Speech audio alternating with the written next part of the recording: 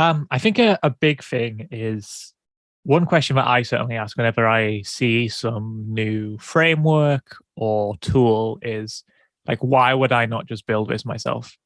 So, to give you some examples, frameworks are coming out all the time. It's like, hey, we'll handle payments for you, or we'll handle, I don't know, a crash reporting or something. And, a lot of them, like, it's really easy to look at them and say, well, I can build that myself in like a couple of days and I don't have to pay anyone. I just have to use my own time. So you have to kind of make sure when you're showing like your product to people, especially developers, that you offer functionality and a quality that can't just be replicated super quickly.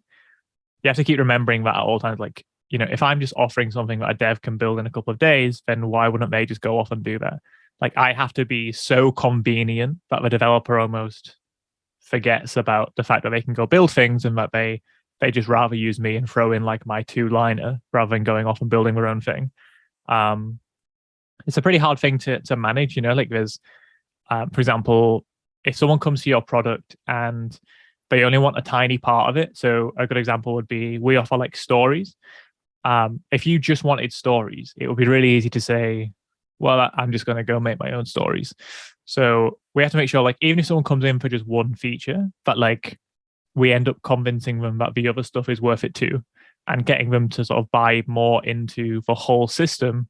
Not necessarily to migrate everything they do over to us, but at least make it so that they're using more than just one feature, so that they're more likely to kind of stay when they are here, or even more likely kind of come in to begin with because they see like a whole bunch of things that appeal to them.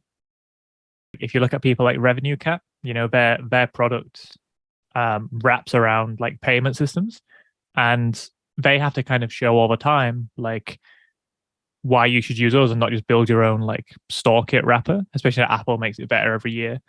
And really interestingly, I asked this question in like a private developer Slack the other day, and like loads of people came out in support of the Revenue Cap implementation instead of building it themselves. And it kind of like proved to me like how much that matters, because they were all picking out things that I wouldn't have thought of necessarily. Like, oh, it's really convenient because I get server notifications, or I get like real-time reporting, or like all these tiny little things that add up to mean that like doing it yourself doesn't make sense. Like you can't build all those things. So yeah, like I think that they're like a spectacular example of like how to do that when you have something that can be rebuilt, like adding more features on top that really encourage the people. And yeah, like people love that product, and it's the same thing we're going for with Unflow too.